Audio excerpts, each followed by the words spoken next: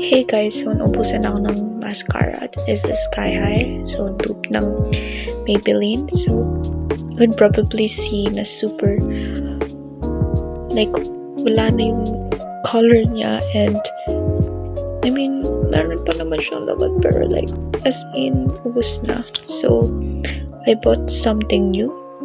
Unpack this. So, yan. Ta-da! Okay, so this one is a primer.